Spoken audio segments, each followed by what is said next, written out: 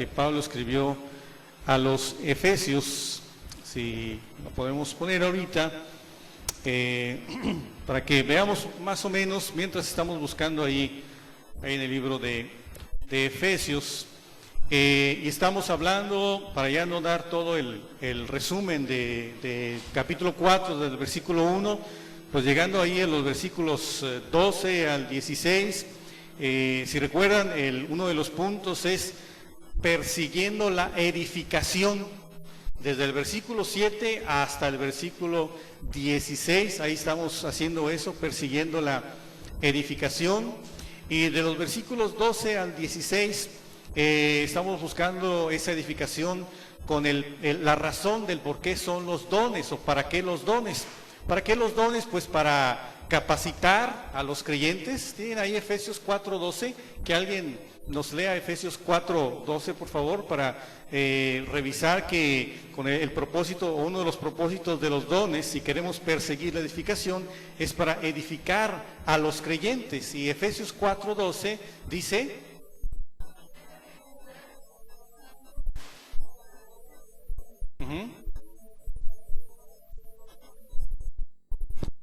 muy bien. Sí, ahora sí, ese era un previo. Ahora sí viene, se graba. 1, 2, 3, adelante.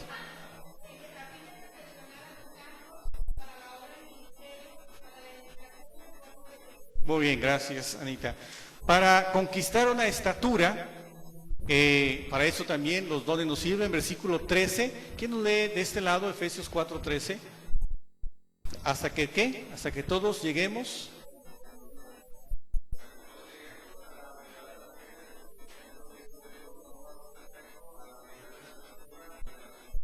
Correcto, gracias, Lucio. Luego, de los versículos 14 al 16, que es la parte que vamos a ver ahora, pues estamos viendo es para crecer en Cristo. Los dones también nos ayudan para crecer en Cristo. Eso no lo lean, ahorita lo vamos a estar viendo. Y por último, como un punto 4, para cambiar un comportamiento. Ustedes van a ver ahí del 17 al 32 en Efesios 4, la necesidad, ¿verdad?, de un cambio de comportamiento en nuestras vidas. Entonces, vamos a estar viendo ahora los versículos 14 al 16, que tiene que ver con para crecer en Cristo. Qué importante es el crecimiento. Pero antes de eso, yo quisiera que busquemos ahí en el libro de Santiago, después de Hebreos, buscamos Santiago. Y lo que pasa es que he estado batallando con un aspecto en cuanto a nuestra doctrina de la salvación. Imagínate tú.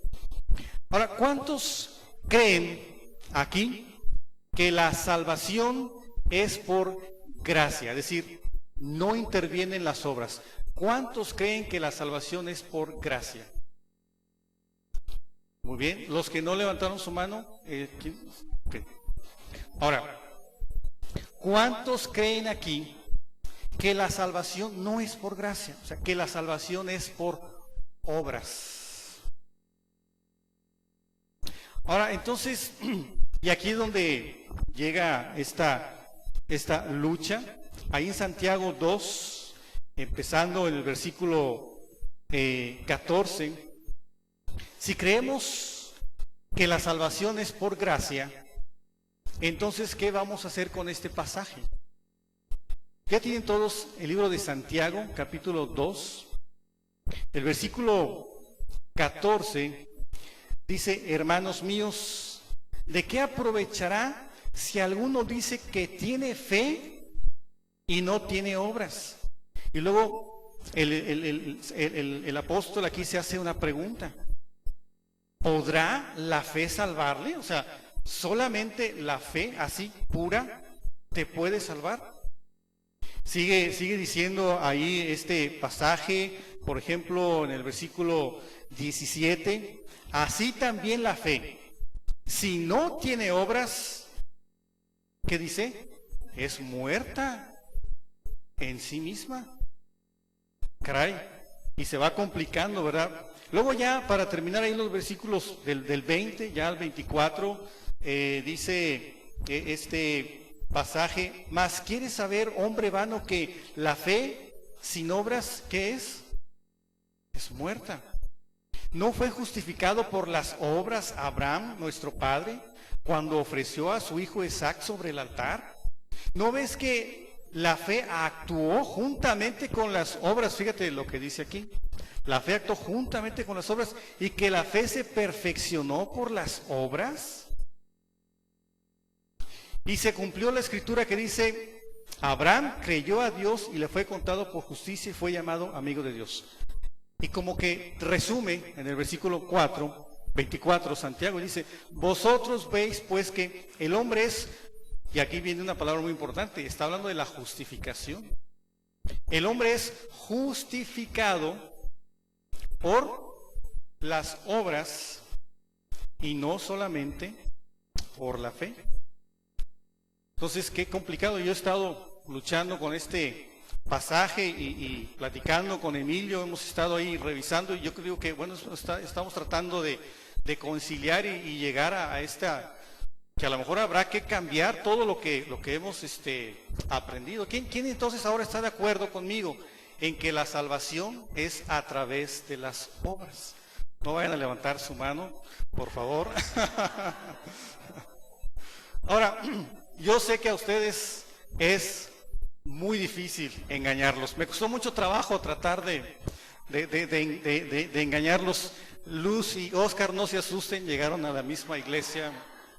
Ya iban a salir corriendo. Entonces, es difícil engañarlos a ustedes, pero ahora, ¿en algún momento alguien dudó? ¿Alguien tuvo alguna duda en cuanto a la salvación? A lo mejor no me vas a decir, pero ojalá que ninguno de nosotros haya dudado de la doctrina y la enseñanza de la salvación. Ahora, la cosa es que si no creces, si no crecemos en Cristo, somos presa fácil de los engañadores y vamos a ser engañados por cualquier viento de doctrina. Ahora sí, volvamos al libro de Efesios capítulo 4, que es donde vamos a partir para la enseñanza. Efesios capítulo 4. Entonces la Biblia nos enseña que pues esto es un peligro, pero también nos dice cómo salir de esta situación en cuanto a ser engañados en la doctrina. En Efesios 4, y ya vimos un resumen de los versículos anteriores, voy a leer el versículo 12, a fin de perfeccionar a los santos para la obra del ministerio, para la edificación del cuerpo de Cristo, hasta que todos lleguemos a la unidad de la fe y del conocimiento del Hijo de Dios, a un varón perfecto, a la medida de la estatura de la plenitud de Cristo. Para que, y aquí viene el versículo 14, muy interesante y muy importante, para que ya no seamos niños fluctuantes, llevados por doquiera de todo viento de doctrina, por estratagema de hombres que para engañar emplean con astucia las artimañas del error, sino que, siguiendo la verdad en amor, crezcamos en todo en aquel que es la cabeza, que esto es Cristo, de quien todo el cuerpo, bien concertado y unido entre sí por todas las coyunturas que se ayudan mutuamente, según la actividad propia de cada miembro, recibe su crecimiento para ir edificándose en amor. Entonces, ¿qué vamos a hacer con la enseñanza? ¿Qué vamos a hacer con la doctrina? Necesitamos crecer para no ser presa fácil, para no ser como estos niños fluctuantes llevados por cualquier o todo viento de doctrina. Acompáñame con una oración, poner todo en las manos de Dios y luego entramos ya a la enseñanza. Dios, te doy gracias por este tiempo, por este día tan especial, Dios, que hemos tenido. Aunque la verdad, cada día, cada domingo que nos reunimos y que vemos a los hermanos, para nosotros es un día muy especial, especialmente hoy porque tuvimos una predicación excelente el día en la mañana. Y yo te pido, Dios, que nos sigas hablando, Dios, a través de la exposición de tu palabra. Todo tiene que girar en torno a tu palabra, Dios. Ella es nuestro faro, Ella es nuestra antorcha que alumbra en un lugar oscuro. Gracias porque podemos confiar en ella. Yo te lo pido todo y lo agradezco en el nombre de nuestro Señor y Salvador Jesucristo. Amén.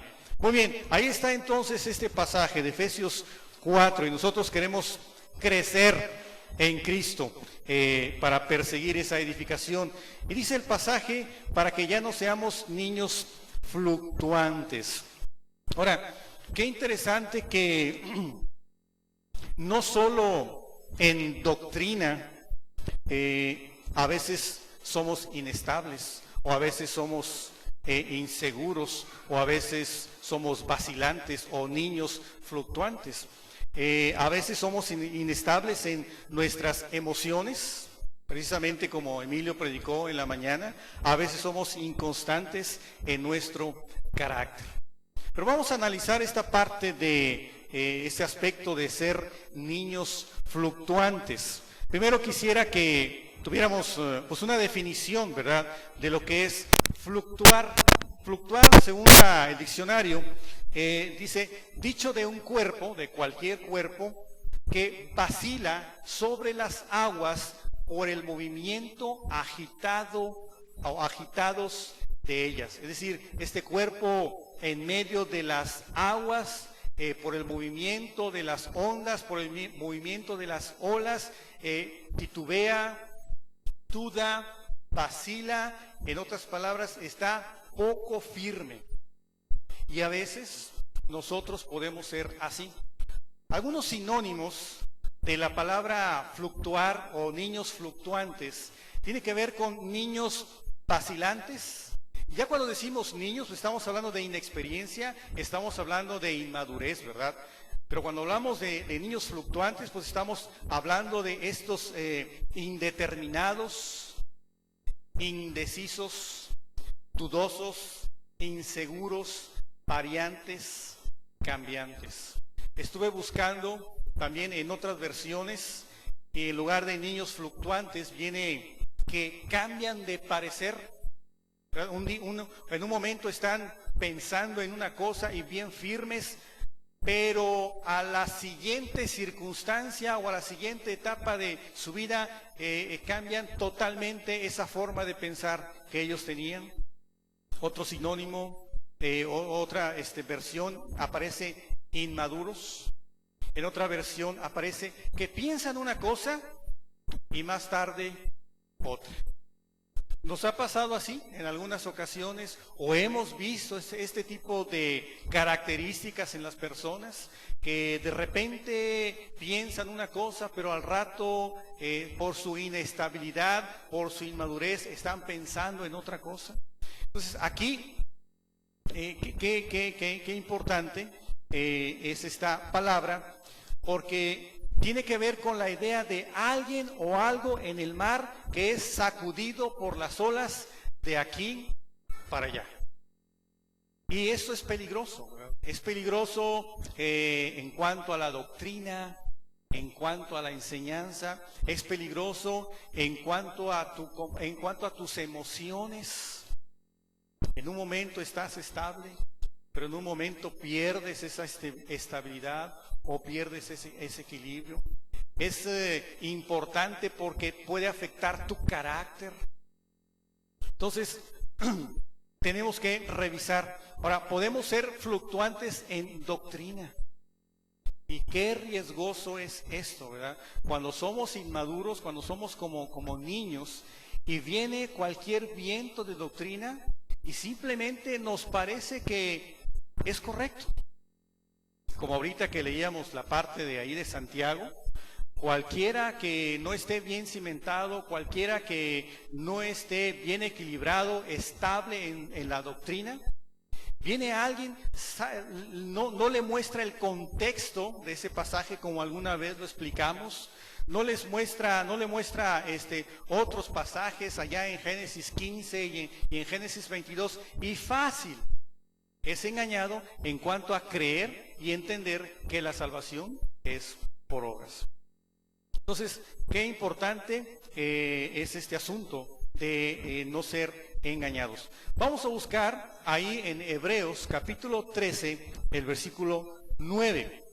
Vamos a buscarlo, está en la pantalla, pero mientras lo tenemos ahí en la pantalla, pues vamos a buscar ahí en Hebreos capítulo 13, el versículo 9. Dice: no os dejéis llevar de doctrinas diversas y extrañas, porque buena cosa es afirmar el corazón con la gracia, no con viandas que nunca aprovecharon a los que se han ocupado de ellas. Ahí está el pasaje. Y fíjate cómo el escritor de Hebreos está diciendo: no te dejes llevar, porque a veces, si somos inestables o somos inmaduros en cuanto a la enseñanza, pues nos podemos dejar llevar, ¿verdad? Como ese barco ahí en medio del mar y que está azotado por una tormenta, inestable totalmente, es llevado por donde el viento quiere. No, nosotros como creyentes no debemos de ser así. Entonces, en este pasaje, fíjate lo que dice: doctrinas diversas y extrañas. El problema aquí era que estaban allí como mezclando el asunto de las comidas, ¿verdad? Que algunos cristianos judíos decían: todavía tienes que respetar esa parte de las ceremonias y de las tradiciones judías, de los animales limpios y de los animales inmundos. Ahora, yo no sé, ¿ustedes creen que sea bueno para la salud? ¿Por qué habría escrito Dios en cuanto a los animales limpios o inmundos? ¿Creen que por salud sería bueno seguir esas reglas del Antiguo Testamento? Es decir, no comer ciertos animales que Dios puso ahí como inmundos, tal vez como el cerdo, o no comer la sangre. Digo, podría servirnos para nuestra salud, pero nunca debe de llevarse este pensamiento como un mandamiento. Aquí el problema era que lo elevaban a ese nivel de un mandamiento. Tengamos cuidado, ¿verdad? Esta semana estuve escuchando acerca de aspectos que estaban en la iglesia del primer siglo, ¿verdad? Como el hecho de que la mujer necesitaba ponerse el velo, o que la mujer callara delante de la congregación. Estaba escuchando acerca de que se le llamaban prácticas apostólicas. El problema es cuando nosotros lo elevamos a nivel de mandamiento y decimos: esto es parte de la doctrina, y ahí estamos mal. Si lo tenemos como costumbre, no hay problema, no hay ningún. El problema es que tú lo eleves, una costumbre o una tradición a un nivel de mandamiento. Ese es el problema. Entonces, aquí este era el problema. Estas diversas y extrañas doctrinas tenían que ver con decir: oye, sí, la salvación es por gracia, pero tienes que seguir con las costumbres judías para que esa salvación se pueda perfeccionar.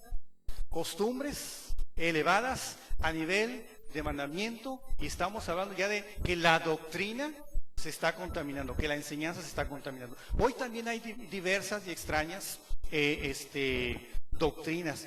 ¿Qué doctrinas extrañas vemos hoy? ¿Pueden mencionar alguna de estas doctrinas raras y extrañas que vemos hoy en día? ¿Han escuchado de la cienciología?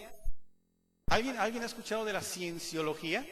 ¿Sí? Son esta doctrina que la siguen los artistas como Bruce Willis y el otro actor que no sé cómo se llama. Exactamente, Tom Cruise. Entonces, oye, qué bonito mencioné Tom Cruise, ¿verdad? Son doctrinas, ahora, a veces están de moda, y por seguirlo, esos actores, muchos siguen a esas doctrinas o esas enseñanzas que tienen que ver con extraterrestres y cosas así. ¿Qué otras doctrinas extrañas has escuchado hoy en día? la doctrina de la prosperidad o el evangelio de la prosperidad, que pues tú tienes que ser próspero, ¿verdad? En cuanto a lo económico, en cuanto a ese tipo de cosas. Tantas y otras formas de doctrina que podemos ver hoy. Vamos a buscar ahí en 1 de Timoteo 4, del 1 al 7. Ese no está en la pantalla, vamos a buscarlo. Y lo dice así porque es un poco largo y además también para leer en nuestras Biblias. 1 de Timoteo 4, versículos del 1 al 7. Si ya lo encontraron, vamos a leer este pasaje. Déjenme leerlo. 1 de Timoteo 4, versículos del 1 al 7. Pero el Espíritu dice claramente que en los postreros tiempos algunos apostatarán o se apartarán de la fe, escuchando a espíritus engañadores y a doctrinas de demonios, por la hipocresía de mentirosos que, teniendo cauterizada la conciencia, prohibirán casarse y mandarán a abstenerse de alimentos que Dios creó, para que con acción de gracias participasen de ellos los creyentes y los que han conocido la verdad. Porque todo lo que Dios creó es bueno y nada es de desecharse si se toma con acción de gracias. Porque por la palabra de Dios y por la oración es santificado. Versículo 6. Si esto enseñas a los hermanos, serás buen ministro de Jesucristo, nutrido con las palabras de la fe y de la buena doctrina que has seguido. Desecha las fábulas profanas y de viejas. Ejercítate para la piedad. Aquí otra vez, entonces, el apóstol Pablo hablando a Timoteo, recomendando en cuanto a la doctrina. Y otra vez aquí mezcla de enseñanzas extrañas o mezcla de enseñanzas que traían de los judíos, como el hecho de prohibir casarse. Entonces, algunos querían meter como doctrina esa enseñanza de abstenerte sin casarte, abstenerte de casamiento, mantenerte soltero para así servir al Señor. Ahora, hay una recomendación de Pablo en cuanto a que es mejor quedarte como soltero para servir totalmente al Señor, ¿sí o no? Sí, ¿verdad? Ahora, esa es una recomendación, ¿verdad? Esa es una buena costumbre y ahí pues Dios a través de Pablo lo recomienda. Pero llegamos nuevamente al punto. La mala doctrina tiene que ver con meter o agarrar costumbres o tradiciones y elevarlas a un nivel de enseñanza o de mandamiento. Ese es el problema de este asunto. Otro aspecto que habla aquí en el versículo 7 dice, desecha las fábulas profanas y de viejas. Cuando yo estaba buscando este pasaje, ¿a qué se refiere cuando habla de viejas? ¿Y a qué se refiere cuando está hablando de viejas? Pues de eso, de viejas, es decir, está hablando de ancianidad. Está hablando de las señoras ya, y se refiere a mujeres. No puedo aquí defender mucho a las mujeres. Está hablando de las mujeres ya ancianas que empiezan a chismear o que empiezan a sacar doctrina o tradiciones y costumbres y ponerlas a un nivel de enseñanza o de mandamiento. Entonces, tenemos que tener cuidado con nuestras doctrinas y con nuestra enseñanza. Entonces, qué riesgoso. Si no crecemos en Cristo, si no maduramos, estamos en riesgo muy pronto de cambiar o ver buenas otra enseñanza, otras doctrinas. Ahí mismo en Hebreos, vamos a buscar Hebreos capítulo 10, un poquito más adelantito, y el versículo 23. Y ahí nos está recomendando el escritor de Hebreos capítulo 10, versículo 23, mantengamos firme, sin fluctuar, es decir, sin vacilar. Ya me perdí, es el 23, ¿verdad? La profesión de nuestra esperanza, porque fiel es el que prometió. ¿Qué tenemos que hacer? mantenernos fieles, ¿verdad? A la enseñanza, a la doctrina. ¿Cómo lo vamos a hacer? Pues a través de la palabra. Todo gira, tu crecimiento, tu madurez, tu enseñanza gira todo en derredor de la palabra. Ahora, a mí me preocupa que no seamos maduros en cuanto a la enseñanza, en cuanto a la doctrina. Me preocupa porque yo no sé si ustedes estén de acuerdo conmigo, pero si somos inconstantes y vacilamos en cuanto a la doctrina correcta, es muy posible que también así seamos en nuestro carácter o así seamos en nuestras emociones. ¿Sí estamos de acuerdo?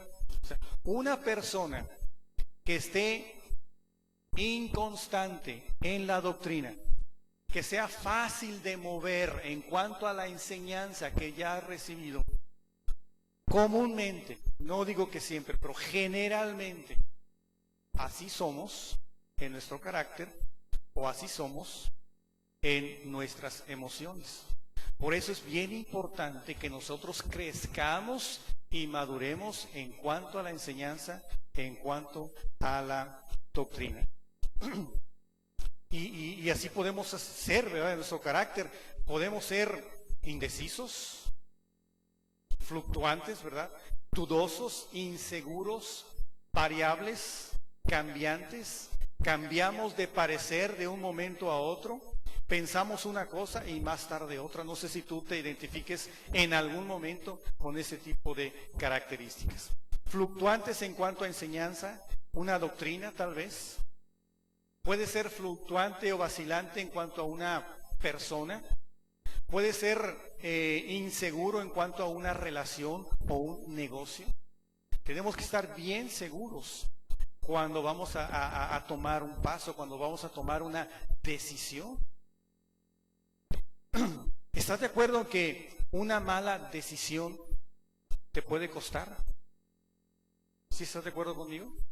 Si no eres seguro, si no eres estable, si no eres equilibrado en doctrina, en emociones, en carácter, puedes tomar decisiones que son malas. Ahora, ¿cuánto puede costar una decisión? Mira, yo en mi lectura diaria me encontré con este pasaje ahí en Primer Libro de Reyes, capítulo 13. Primer Libro de Reyes, capítulo 13.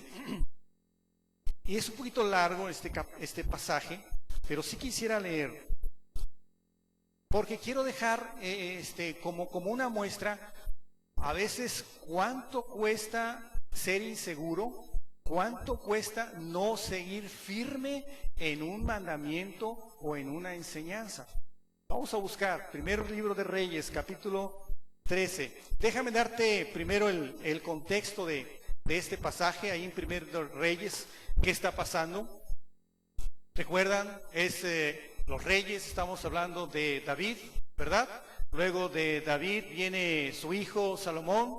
Luego de Salomón, pues empieza a reinar su hijo Roboam en el reino de Judá. Pero Jeroboam está reinando acá en la parte de Israel. Este Jeroboam, cuando dice, oye, se me van a ir todos los del pueblo a la tierra de Judá, porque allá está el verdadero culto, allá está la verdadera adoración. Él entonces empieza a crear acá falsos dioses, falsos ídolos y falsos altares, ¿verdad? Para decirle a su pueblo, a su gente, no se vayan acá. Acá también tenemos una verdadera adoración. Obviamente a esto Dios no le gusta. Y Dios prepara a un profeta y le da las señas y lo que debe de hacer para ir y decirle a Jeroboam, esto que estás haciendo no es correcto. Le está diciendo que vaya, le está diciendo que le diga y aún le está diciendo, no te quedes ahí. No comas, ni tomes agua ahí, incluso vuelve por otro camino. ¿Estamos? Ahí está el contexto. Capítulo 13 del primer libro de Reyes. Dice el versículo 1. Bueno, ya esa parte ya la leímos. Vamos al versículo 8. Pero el varón de Dios dijo al rey, ya cuando el rey había entendido que estaba haciendo mal, pero el varón de Dios, o sea, este profeta, dijo al rey: aunque me dieras la mitad de tu casa, no iría contigo, ni comería pan, ni bebería agua en este lugar. Ahora, ¿qué está pasando aquí? Jeroboam está con su altar, pero este varón, este profeta le dice: Josías va a venir y va a destruir este altar. Entonces Jeroboam se enoja y a la hora de querer maldecir al profeta se le seca la mano. Cuando se le seca la mano y Jeroboam entiende que eso es profecía de Dios, le ruega al varón de Dios que ore por él para que se le quite el problema de la mano, del brazo. El profeta está orando por él, le restituye la salud a Jeroboam y Jeroboam lo invita a comer y a beber a su casa. Pero ¿qué le dice el profeta? Yo tengo instrucción precisa de Dios de que no debo de comer aquí, ni debo de beber, e incluso me debo de ir por otro lugar.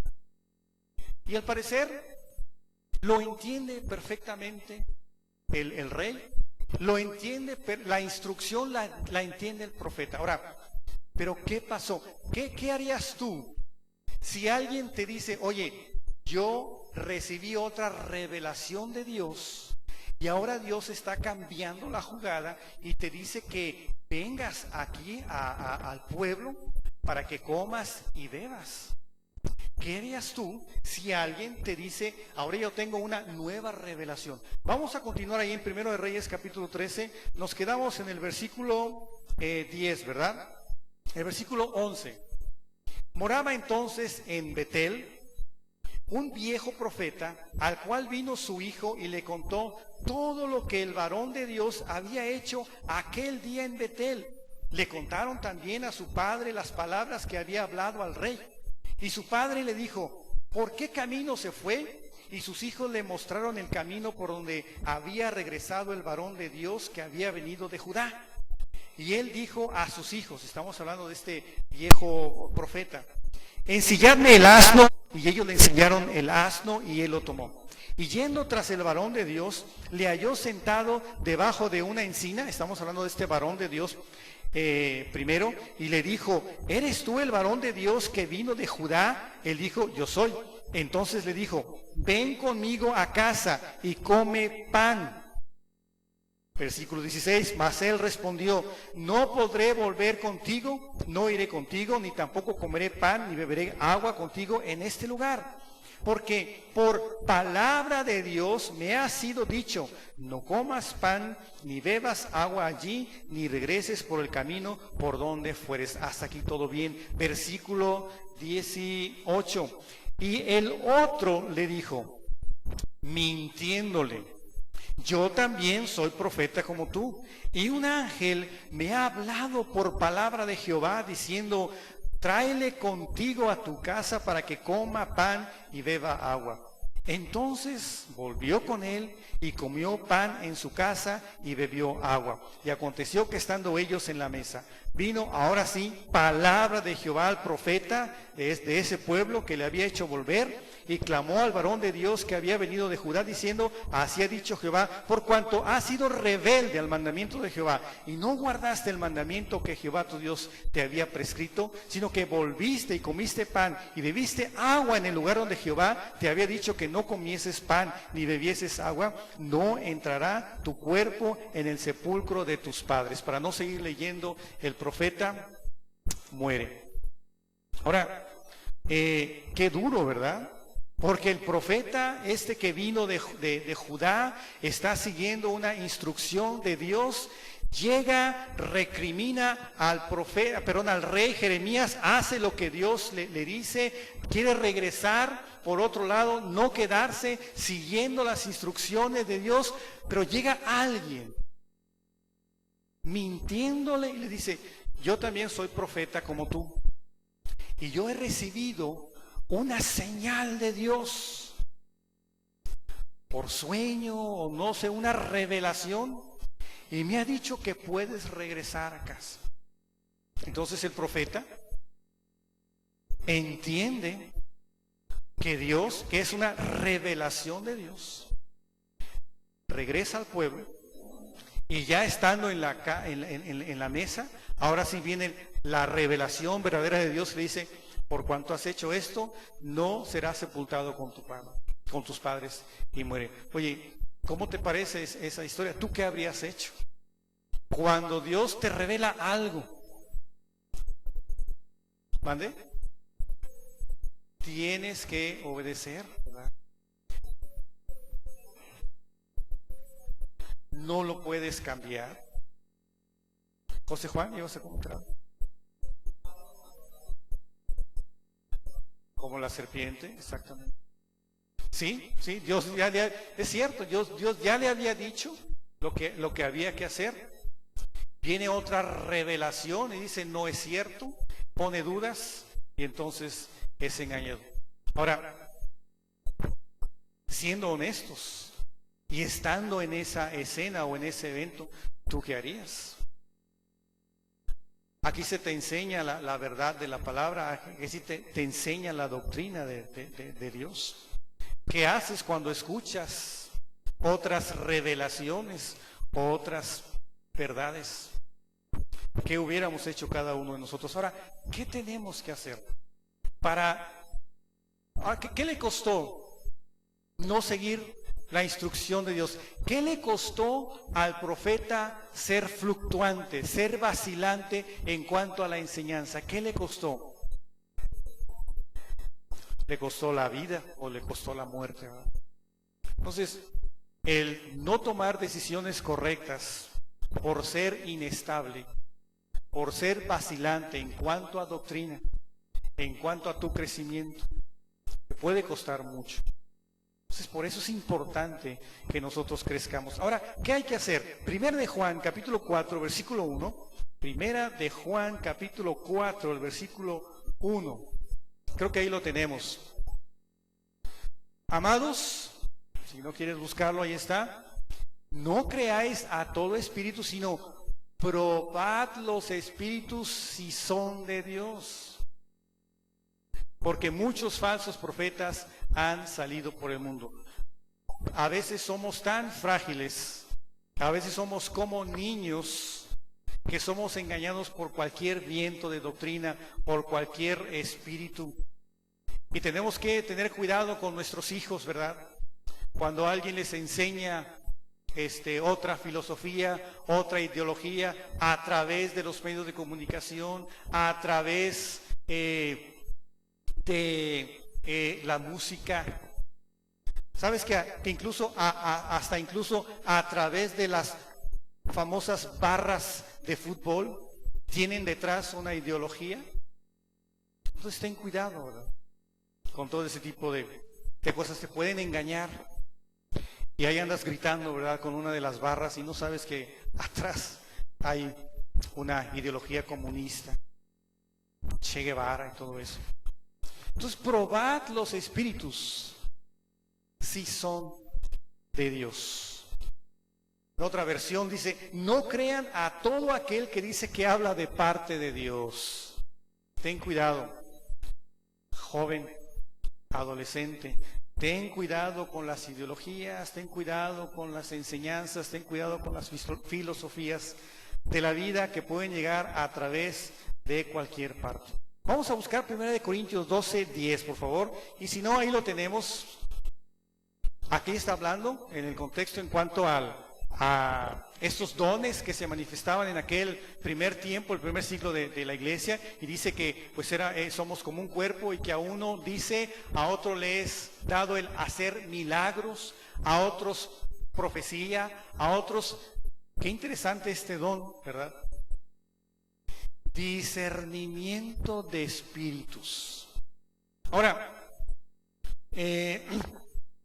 yo creo que este don como tal ya no existe, ¿verdad?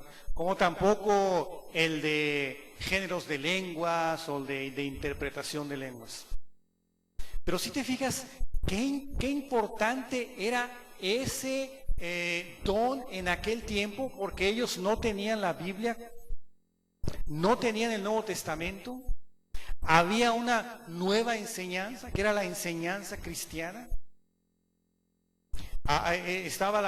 Venían los judíos, pero estaban también en Grecia, venía la enseñanza esta de los griegos. ¿Y cómo hacían para distinguir cuál era la verdad? Si llegaba un griego o llegaba un judío y decía, tienes que mezclar esta costumbre con la gracia. O si llegaba un agnóstico, un gnóstico, un griego y decía, tienes que contemplar a Dios y Dios está en tu interior. ¿Cómo le hacías para distinguir qué era la verdad y qué no era? Qué interesante este don en ese tiempo. Ahora, yo creo que ese don ya no existe como tal, pero que sí, fíjate qué interesante, lo tenemos como una de las 23 cualidades. Ahí en el discipulado 2, fase 1, primera parte, inciso C, lote 23. Ahí están 23 cualidades.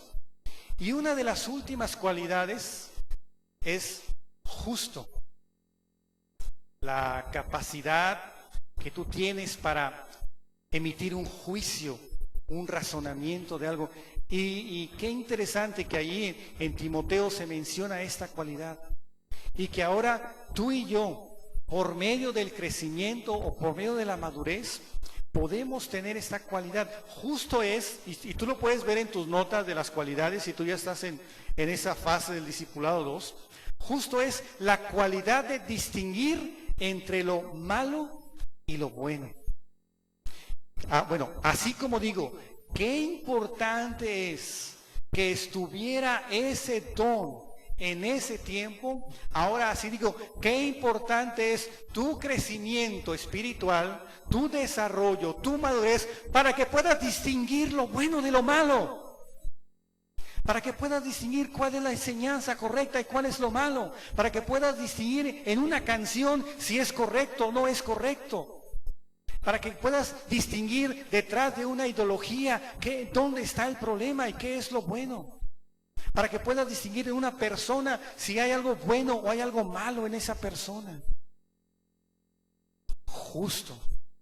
Tenemos que desarrollar y buscar esa, como dice ahí nuestras notas, la habilidad y sabiduría para juzgar apropiadamente cualquier asunto a la luz de la palabra de Dios. Yo quiero tener esa cualidad en mi vida. ¿Tú? Quiero distinguir. Quiero que no, si estamos en si hay una polémica, quiero distinguir cuál es el razonamiento correcto. Si hay distintas enseñanzas de la doctrina, quiero distinguir cuál es la enseñanza correcta. Si veo una persona que llega a esta iglesia, quiero distinguir y quiero discernir su espíritu.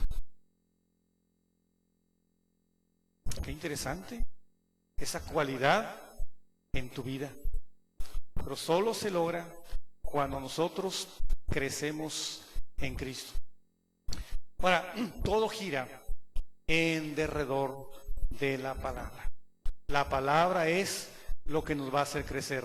Recíbela, escúchala, eso lo vamos a ver después, pero la palabra nos va a ayudar. ¿Qué hicieron estos hermanos ahí en Hechos capítulo 17? Ahí lo tenemos, ¿quieres, Diana? 17:11. Era cuando llegó el apóstol ahí a esta región creo que era de Berea.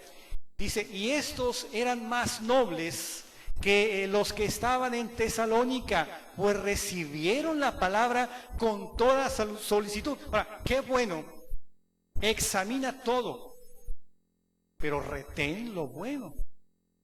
Dice, escudriñando cada día las Escrituras para ver si estas cosas eran así. Nosotros tenemos que desarrollar, hermanos, esta parte de nuestro crecimiento en nuestra vida.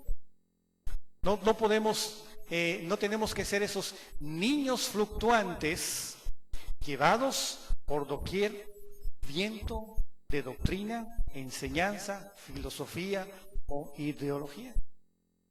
Tenemos que crecer. ¿Cómo? A través de la palabra. Y qué bueno que tú estás aquí, porque estás escuchando la enseñanza de la palabra. Qué bueno que tú viniste en la mañana, porque estás recibiendo la palabra. Qué bueno que vas el viernes a los grupos, o el sábado a los jóvenes o a los intermedios. Recibe constantemente la palabra en cantos, en tu casa, en cantos espirituales.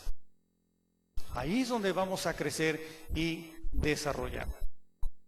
Ahora, entonces, ¿en cuántas cosas nosotros podemos ser engañados o podemos ser envueltos? ¿Cómo andan nuestras convicciones? A lo mejor creemos que tenemos bien afianzadas nuestras creencias, nuestras convicciones, pero llega a lo mejor un mormón o un testigo de Jehová y de repente te quedas como dudando o te quedas pensando si es cierto lo que ellos creen. A lo mejor alguien nos presenta un argumento diferente y se tambalea toda nuestra fe y todo nuestro sistema de creencias.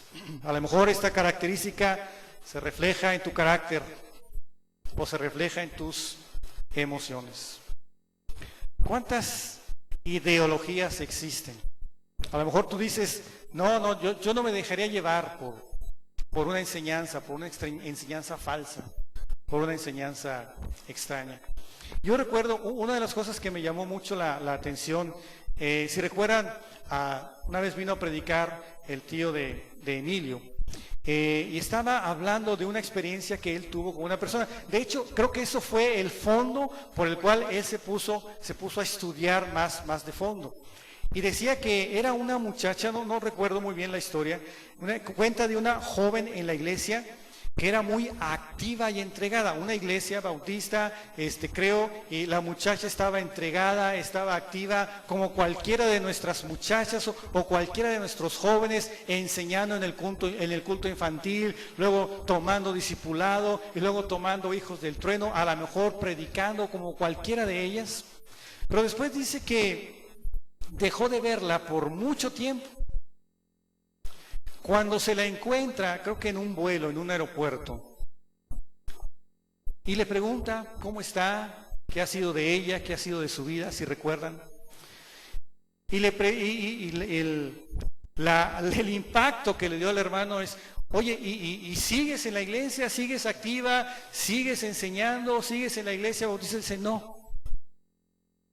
Conocí la enseñanza del budismo y ahora estoy entregada totalmente al budismo.